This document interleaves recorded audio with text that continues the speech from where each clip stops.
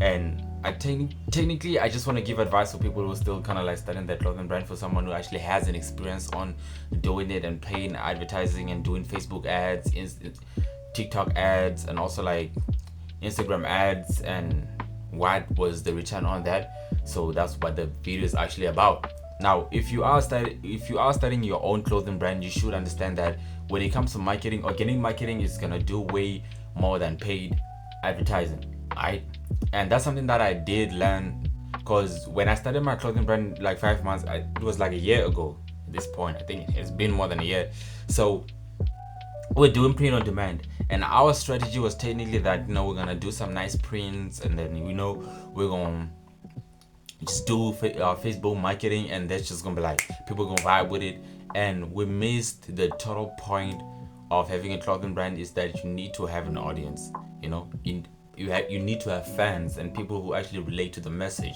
And that's another thing that we never actually created, was the message and what does the brand stand for. So, because you understand, when we wear Nike, it's like we see LeBron's, we see Cristiano Ronaldo. These are the people that are actually endorsing like Nike and Drake, people that people actually want to aspire to be. So when they see Drake wearing the same things, you low-key, because you want to feel like that, you also gonna wear Nike because of it. You understand?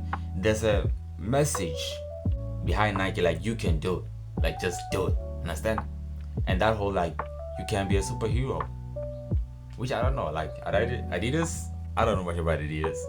Do you know something about Adidas, bro? Because I don't know.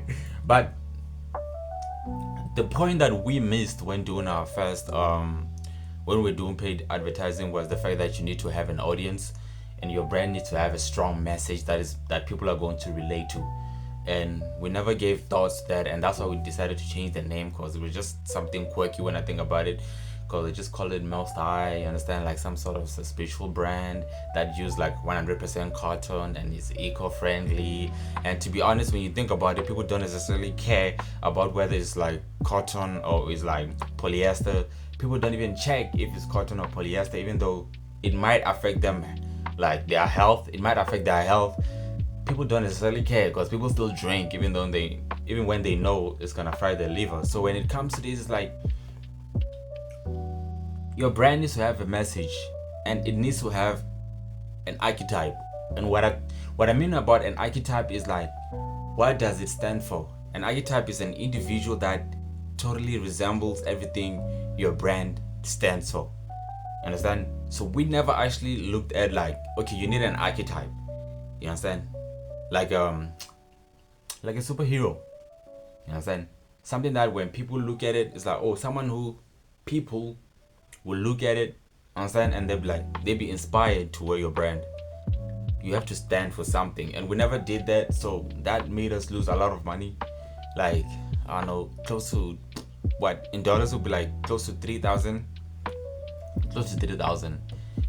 US dollars. And to be honest, over the time we did waste a lot of money because we thought we knew better. And that's the thing in business, is that when you get into business, and especially e-commerce, just get into it understanding that you don't know anything, and be willing to take advice, and don't reinvent the whole wheel, but rather look at what works, understand, and try to replicate it in your own way.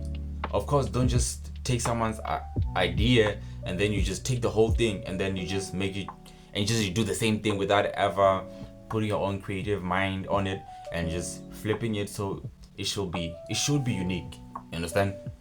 So that's one thing that we never did, and it was kind of egotistic. And now that is what now we have done. Understand? And that's why now the brand is called Ja is Pluto.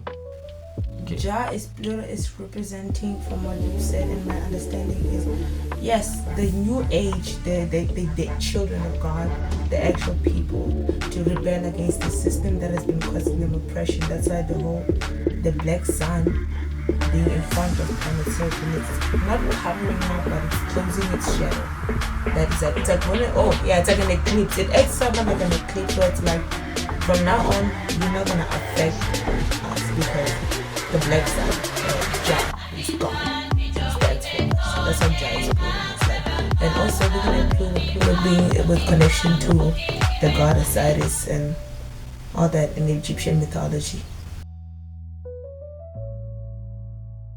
So technically, as you explained, that is what our brand stands for. And I used to be that person when you see people doing like this is just on the side, because I don't have any script for this video, so if it feels a little bit of like it's jumbled, just bear with me. You're gonna have to like, this is just a live document, just an honest review on what I've learned in the journey doing e-commerce for like almost what 2-3 years now, and what works and what doesn't work. So if you're going to do a clothing brand, I feel like do organic marketing first. And also if you're doing organic marketing, it gives you that idea of like you can check if your product works or it don't work, understand? So before you do paid advertising, you know what I'm saying, test your product on like TikTok, Instagram, and possibly X, understand? And you check if it's gonna work or it won't. Because when you posting and you showing like reels and shit, or TikToks, and you're doing TikToks, whether you're dancing or whatever, you're showing your brand on TikTok, people are going to comment, because people always want to comment on whatever, you understand? So you're gonna check if people are gonna give it a positive review or people are just gonna be skipping through. It's a bad thing if people don't feel compelled to comment. Again, if you're posting a video and people are not commenting on it, it's a bad thing. It's not going to trend. It's not doing well. It should at least stimulate some sort of response, whether it be good or bad. That would work on your favor. If you're planning on making your brand viral, it should invoke people's emotions, whether good or bad. You know what I'm saying? There's no bad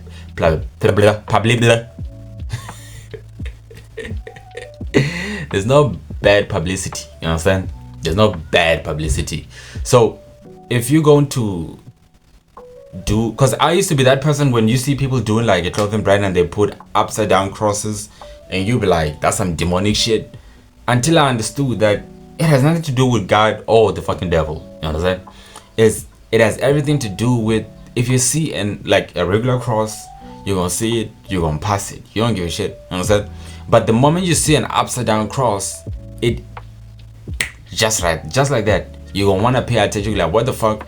And you also going to want to look at the person who's wearing it, because it's like it's going to strike some sort of response to you, understand, subconsciously. Because like, is this nigga demonic or not?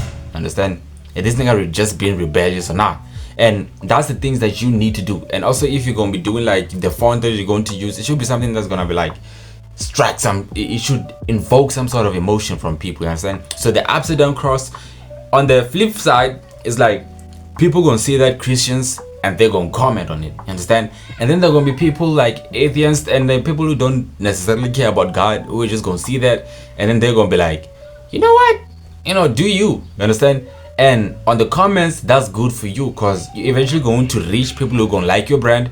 And then those people won't necessarily care about public opinion on what people think, because generally when you trying to choose for like a feed, you don't necessarily care what people gonna think, you understand, if you have your own expression and sort, you understand? So when people fight in the comments, that is good for your brand. So if you're doing your designs, it should always be that thing that's gonna invoke people. So that's why people always use upside down crosses, and also rappers doing this demonic shit, because it makes them trend. It's a marketing strategy, right? And you got that for free, you understand? So like, nigga, I just gave you some free sauce, you understand?